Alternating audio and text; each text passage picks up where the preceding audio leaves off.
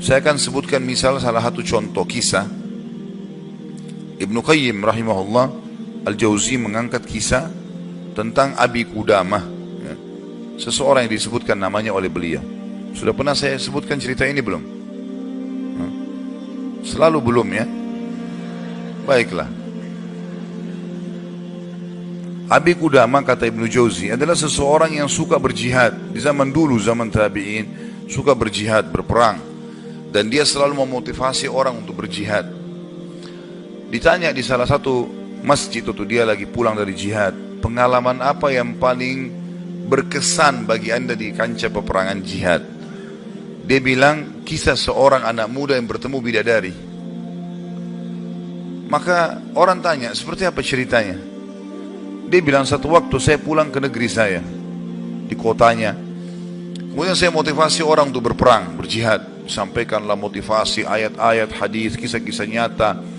Sampai orang-orang pada termotivasi untuk berjihad. Dia bilang, setelah selesai saya pulang, besok saya ingin bentuk pasukan, bergabung dengan pasukan muslimin untuk berjihad, ya. Waktu saya pulang ke rumah, dia bilang tiba-tiba ada suara perempuan depan pintu memanggil, wahai Abi Qudamah, Abi Qudamah. Dia bilang, saya baca, a'udzubillahi minasyaitonirrajim. Jangan sampai ini godaan syaitan. Perempuan malam-malam memanggil-manggil depan rumah. Dia enggak bilang, saya enggak mau buka pintu. Terdengar lagi suara kedua kali, Abi Qudamah, Abi Qudamah, buka pintu. Suara perempuan. Dia bilang, a'udzubillahi minasyaitonirrajim. Saya enggak mau buka ini, takut jadi fitnah, gitu kan. Terus perempuan itu rupanya nyaut depan pintu. Dia bilang, wahai Abi Qudamah, bukankah anda yang memotivasi kami berjihad? Dan saya terpengaruh dengan itu. Saya ingin menyumbang sesuatu. Bukalah pintunya. Dia bilang, saya dengar orang ini mau nyumbang hubungan dengan jihad, saya buka pintu. Perempuan itu rupanya bercadar. Dia bilang, pada saat saya buka pintu dan di hadapan saya tahu kalau orang ini kalau tidak pakai cadar, luar biasa Allah berikan kelebihan fisiknya. Terlihat wanita ini punya kecantikan, tapi dia tutup auratnya. Lalu saya alihkan pandangan saya dan saya katakan, apa yang akan engkau sumbang, ibu? Dia bilang, sesuatu yang paling indah dari tubuh saya, hai Abi Qudamah, adalah rambut saya. Saya memiliki rambut yang sangat bagus dan panjang. Maka saya sudah memotongnya dan saya sudah membentuknya supaya menjadi tali kekangan kuda. Maka saya minta agar rambut saya ini engkau jadikan tali kekangan kudamu, agar minimal rambutku ikut berperang. Abi Qudamah bilang, saya heran dengan imannya ibu ini. Luar biasa. Gak pernah ada orang terfikir seperti itu. Rambutnya panjang, lebat, tebal, dipotong, lalu dibuat sedemikian rupa sehingga bisa menjadi tali kekangan kuda. Gitu. Pakailah ini Abi Qudamah. Abi Qudamah bilang, baiklah, diambil. Pada saat sudah diambil, Abi Qudamah mau tutup itu, dia bilang, sebentar, masih ada satu lagi Abi Qudamah. Dia bilang apa? Suami saya mati syahid. Dan semoga Allah terima. Semoga juga kami disatukan di surga. Dan dia mewariskan seorang anak laki-laki yang mirip seperti dia. Maksudnya keimanannya, kefisiknya, segala macam. Saya harap anda tidak menolak anak saya besok ikut berjihad. Kata Abi Qudamah, baiklah. Tutup pintu. Besok pagi habis sholat subuh, habis syuruk, menjelang duha, berkumpullah orang-orang yang mau ikut jihad untuk bergabung dengan pasukan muslimin.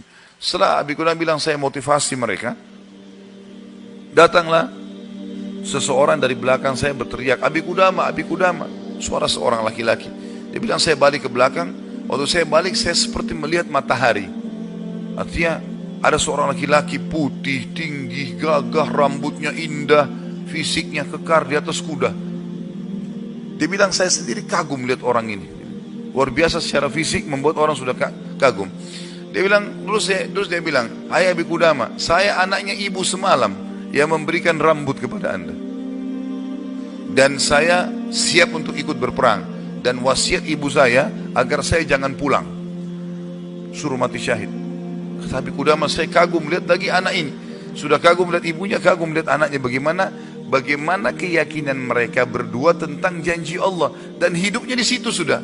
Lingkup hidupnya itu adalah yang dijanjikan oleh Allah dan Rasulnya. Udah, Allah bilang dapat ini, ya sudah, diyakinkan iya. Sholat dapat ini, puasa dapat ini, jihad dapat ini. Yakin, tidak ada keraguan. Hidupnya terbentuk di situ. Itu yang dijalani sama dia.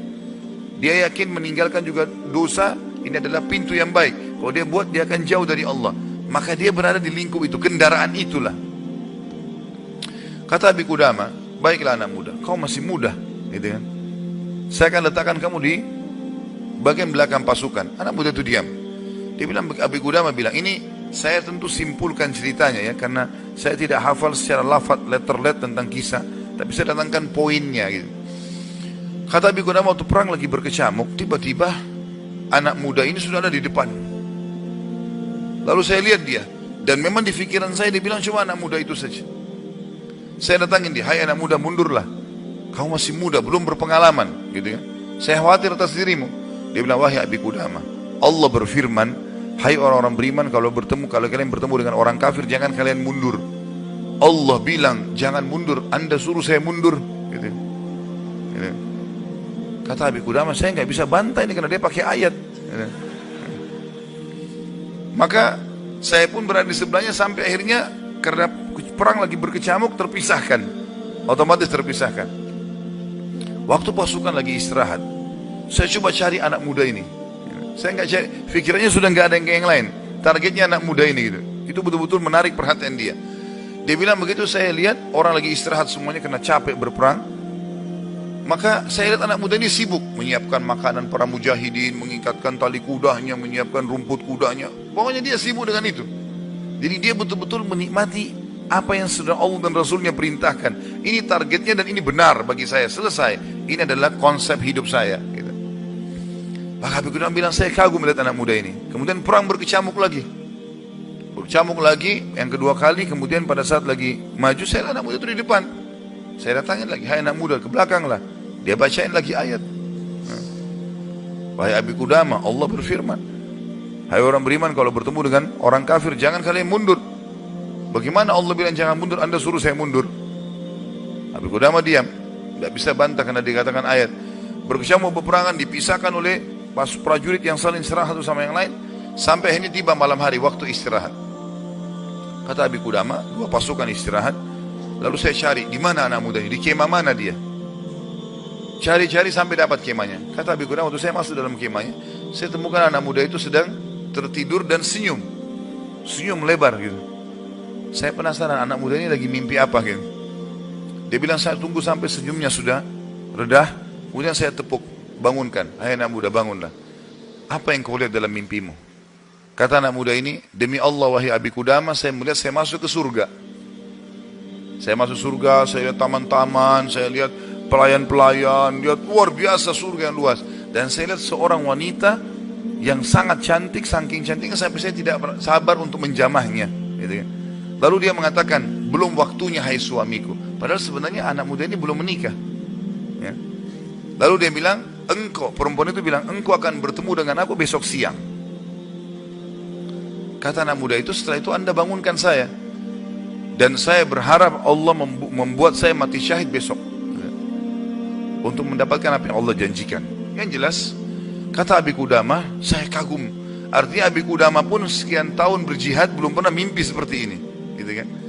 Besok pagi dia bilang berkecamuk lagi peperangan. Saya temukan anak muda itu di depan. Terus dia menyerang musuh. Gitu kan?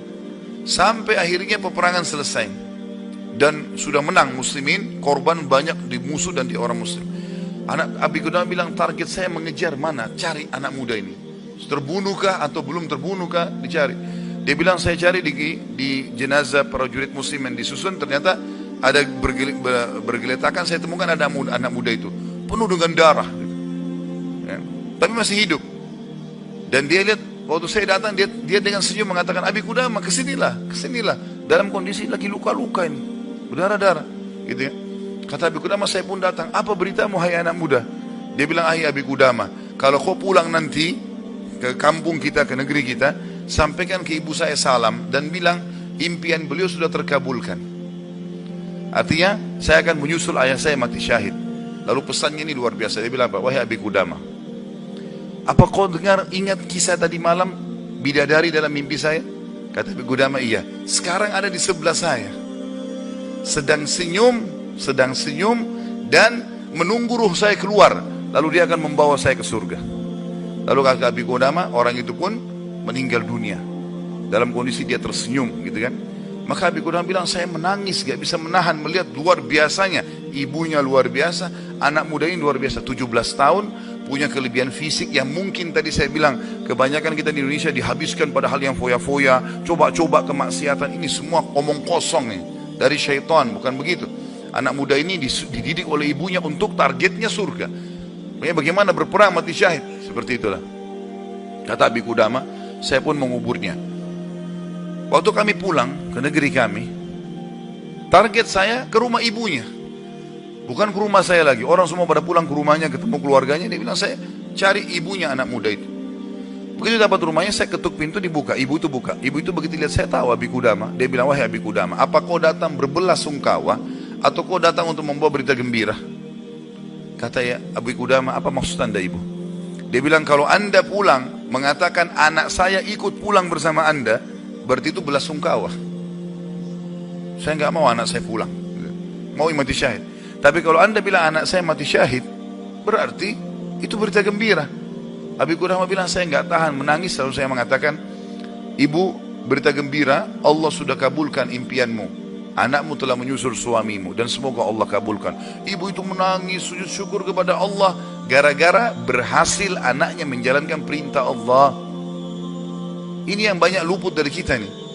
Kita malah bangga kalau anak kita yang cantik keluar dengan telanjang sana sini, terbuka auratnya, atau mungkin meninggalkan pesantren dan sekolah di sekolah yang tidak ada pendidikan agamanya, atau keluar ke negara-negara kafir yang akhirnya mereka terdidik dengan hal-hal yang tidak baik, hanya karena bangga dengan urusan dunia, bukan bangga dengan urusan akhiratnya. Padahal itu tanggung jawab kita, gitu kan?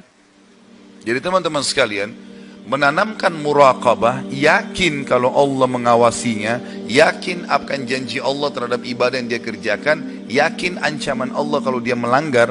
Maka ini poin yang sangat penting, ini yang sedang kita bahas.